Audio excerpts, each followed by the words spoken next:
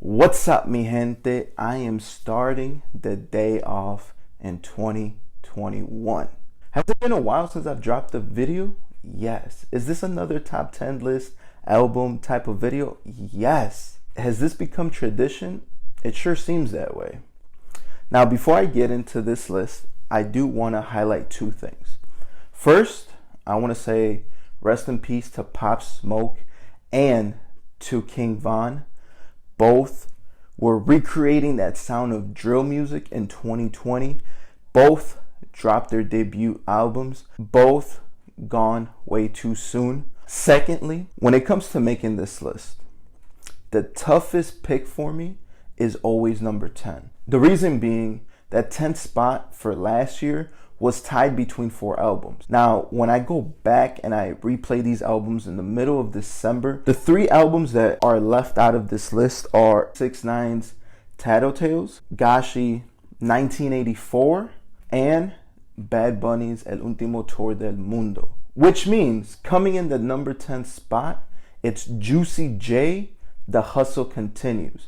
My favorite song? Goddamn High.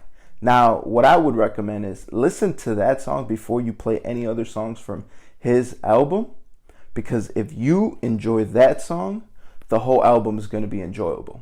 Number 9, The Weeknd, After Hours. Favorite song? Save Your Tears. Now, that song has been my favorite song since the album came out. Just a couple days ago, The Weeknd released the music video for this song, and it just made me like the song even more. If you haven't seen it, go check it out. With the 8th spot, Anuel y Manuel. Favorite song, Así Soy Yo, featuring Bad Bunny. Now, when this album came out, I for sure thought it was going to be within my top 5. Looking back on it, it wasn't as good as I thought. Number 7, Kalani, It Was Good Until It Wasn't. Favorite song, Water. In the past, I have enjoyed Kalani's music. Overall, it was a well-put project. Number 6, Big Sean, Detroit 2. Favorite song, Why Would I Stop? Here's the thing, with Big Sean, he's one of those artists that I've always enjoyed his albums. Don't get me wrong, he has hit songs. But every time he releases a project, I always look forward to it. I always check it out. And to this day, I still have not been disappointed. Before we continue, I just want to say, for 2021, the artist I'm looking forward to hopefully drop some new music is Rihanna and the three-headed goat, which are Cole, Kendrick, and Drake. Now, it's been confirmed that Drake will be dropping an album this year, this month. Now, in Rihanna's case, after that last album, she left me wanting more. Like, it was a great album. Now that she has that Fenty line, I believe that gave her that fuck you money, that she's like, you know what, I'm not in any rush. The music will come out. I just don't know why, but that leads me to expect her to drop an album. I think maybe summertime, early fall of this year. Time will tell and we shall see. Coming in number 5 is Xavier Omar, If You Feel. Favorite song? Find Me. This artist has been around, but last year was the first time that I discovered his music. And from the first song that I heard of his, I decided to check out his project. It happened that he dropped this project last year. I got hooked. I instantly became a supporter of his music. I put a lot of females onto his music, and let's just say every time it was a great listen. Number 4, Maluma, Papi Juancho. Favorite song, Cielo a un Diablo. Now, with this artist, am I biased because he is Colombian and we're the same age? Maybe. The thing is, with Maluma, I've started listening to his music about 5 years back. I've never really enjoyed his album until this one. And this is the first album that I listened from beginning to end that I sat back and I was like, wow, this is a really great project. I enjoyed every song. And, was it relatable because, this man just went through a breakup and a lot of songs had to deal with that and, the overcoming and how life is looking now. In that way, yeah, I could relate. It just made me enjoy the album much more. And when I listen back to it, it still has that replay value. And A lot of his songs from that album have made it to my personal playlist. Now, there's one last thing before we finish up this list. I do want to highlight an artist who didn't make it on the list because he didn't drop an album, but he's an artist that I strongly believe is the next one, and that is J.I., aka the Prince of New York. This is a kid who I don't even think is 20 yet. And so far he has dropped 3 EPs. Now the way I came across him, it's kind of funny. I was on a binge watch of these videos where artists sit down with genius and they explain their lyrics. His personality was what came at me first.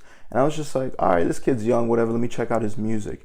It happened that he had dropped 2 EPs in 2019 and both of them were really good projects. Just recently, I want to say like a month or a month and a half ago, he dropped his 3rd EP. I'm only gonna assume that in 2021 this kid will be dropping his debut album, and I cannot wait. So before he pops, before he becomes mainstream, I just want to say go check out his music. Now for my favorite part, the top 3 albums of 2020. Number 3, Justin Bieber, Changes. Favorite song, Forever featuring Post Malone. Have I become a believer in the past few years? I have.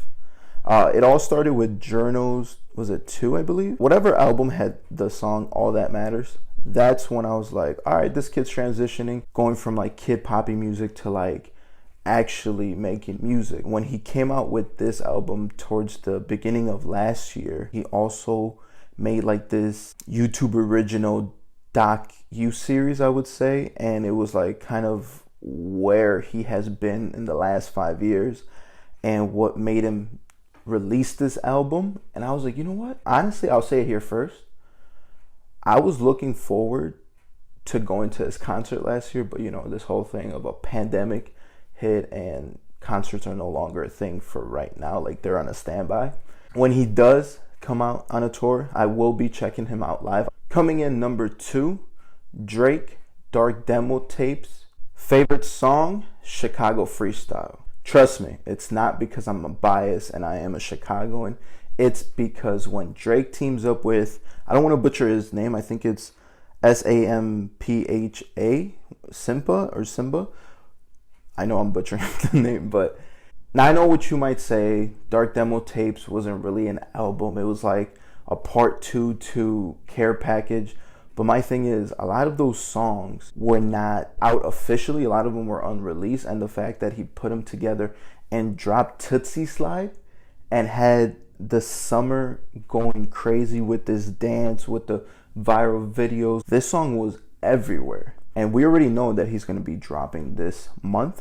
But do we know when? Is it going to be this Friday? Is it going to be next Friday? Is it going to be the Friday of my birthday? Like, who knows? Maybe he might drop it January 22nd. That's, you know, my gift from Drake on my birthday. Who knows? I'm just saying, you never know.